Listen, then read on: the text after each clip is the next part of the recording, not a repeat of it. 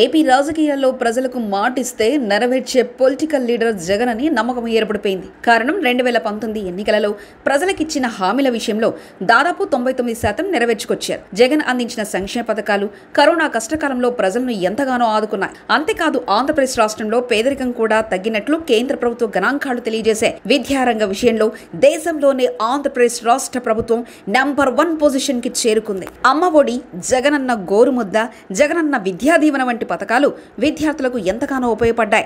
అమ్మఒడి పథకం విద్యార్థుల తల్లిదండ్రులపై ఫీజు భారం లేకుండా చేయడం జరిగింది.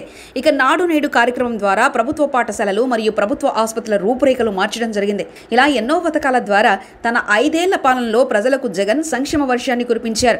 దీంతో 2024 ఎన్నికల ప్రచారంలో పూర్తిగా తన గత 5 ఏళ్ల పాలన ఆధారంగా చేసుకుని ఓట్లు అడుగుతున్నారు. పరిస్థితిలా ఉండగా ఏపీలో మరో 2 వారాల్లో ఎన్నికలు జరగబోతున్నాయి. ఈ క్రమంలో 2024 వైసీపీ ఎన్నికల మేనిఫెస్టో విడుదలకు జగన్ సిద్ధం కావడం జరిగింది. ఈ మేనిఫెస్టోపై ఇటు సొంత పార్టీ అటు కూటమి నేతలు ఎంతో ఆసక్తిగా ఎదురు చూస్తున్నారు.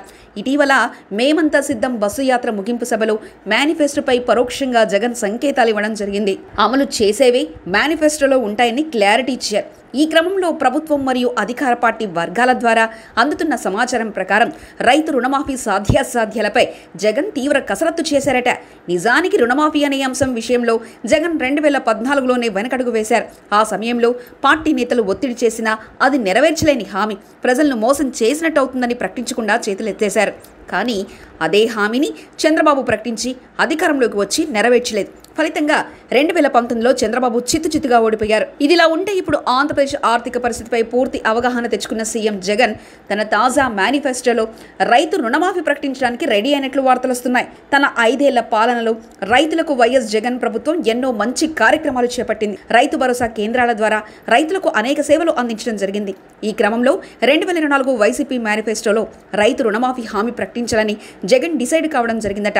అదే జరిగితే కళ్ళు మూసుకొని జగన్ రెండోసారి అధికారంలోకి వచ్చేస్తారని రాజకీయ పరిశీలకులు వ్యాఖ్యానిస్తున్నారు. అంతేకాదు ఇక కూటమి కనుచూపు మేరలో కనిపించదని కూడా అంటున్నారు. ఏది ఏమైనా 2024 ఎన్నికల మేనిఫెస్టోలో రైతులకు పెద్ద ఎత్తున వైఎస్ జగన్ హామీలు ప్రకటించబోతున్నట్లు ప్రచారం జరుగుతుంది.